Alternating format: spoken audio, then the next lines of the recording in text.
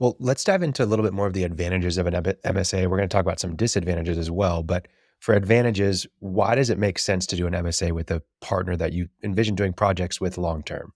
Efficiency is probably the easiest one. Again, it prevents you from having to soup to nuts, start over at square one.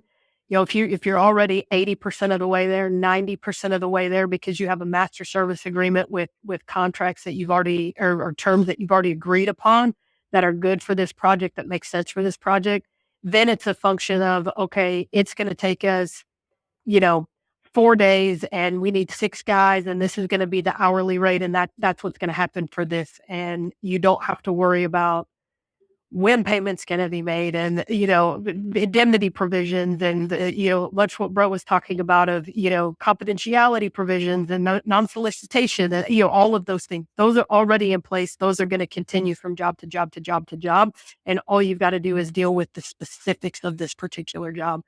And it allows work to flow much faster and keeps, I don't need to tell you guys, time is money, particularly in the oil patch. So it allows for that efficiency and allows a little real world acknowledgement that things move quickly. Yeah, it defines the rules of the game, just simply, right? This is how we're going to play. This is what I expect of you and what you should expect of us.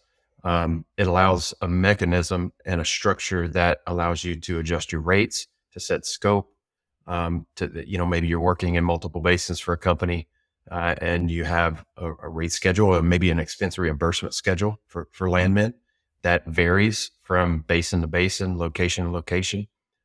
If you have that MSA in place, you have a structure that allows you to set the rules so that this is what I am allowed to bill. This is what you agreed to be billed. And there's no argument. We've had the discussion. It's done at the beginning. And, this is how we're going to operate. It also is good for, the insurance requirements and all the other things that we're going to go through today, just kind of as we kind of dissect a standard MSA, to know what's expected of you as a service provider and what that company's standard operating procedures are going to be with respect to their vendors. So lots of pros there. We like to do it because it gets that out of the way. To set the rules. These are the collections. These are the billing requirements. So many of our E&P clients have very sophisticated billing requirements. You have to use this system and reference these numbers and put this code. And if you are relying on a bunch of landmen to go back and forth to give that information, sometimes you might not get it right. So when you talk about pros, that's definitely it. Well, I'm sure there's also a level of stickiness too. Like if you have to go through that process with so many different brokers over and over and over again, you're going to use the one that you don't have to go through with it again because you already have it in place, right? Yeah. And then you're saving probably a lot of money because once you have it in place, you're not having to do that over and over on project to project, right? Absolutely. Yeah, exactly.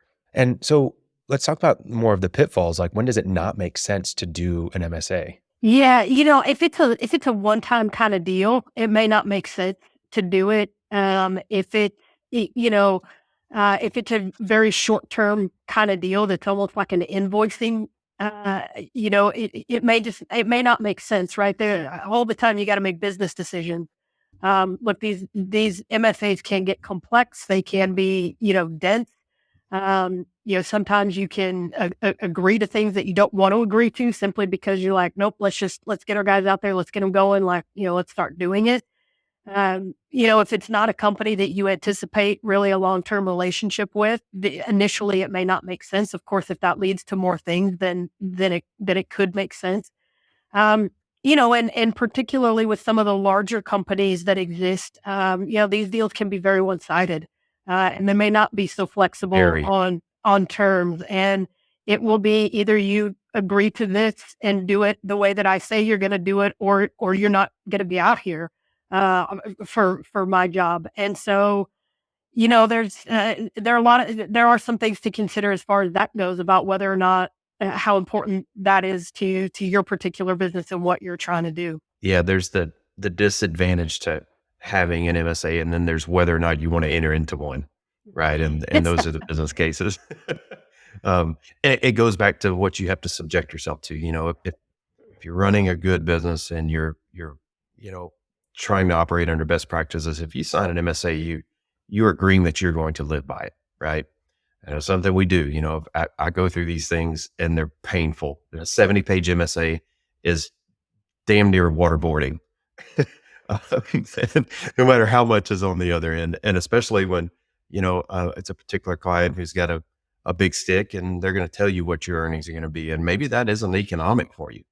And there are times when we review these things and say, look, I'm going to have to spend an extra 20 grand a year for your insurance requirements. And you're offering me a 2-week job with one landman. That just doesn't make sense, financial sense for us to be able to adhere to this agreement for what's potentially out there. As far as times that a scenario where having an MSA is a disadvantage from a broker standpoint, it's the small jobs. You don't want to sign a service agreement that has non-compete provisions and all these non-solicitation, all these different provisions for a small, lease check over one section in the hottest part of New Mexico, right? You're going to subject yourself to potential non-compete in the middle of this area for maybe not that much return. So you still do the work, just don't have a service agreement in place. And in writing, you don't have those things that you're subject to. So they can be restrictive in that sense. And there's maybe times that we say, you know what, let's just do the work. If you're not willing to strike a non-compete, then we'll do this old school.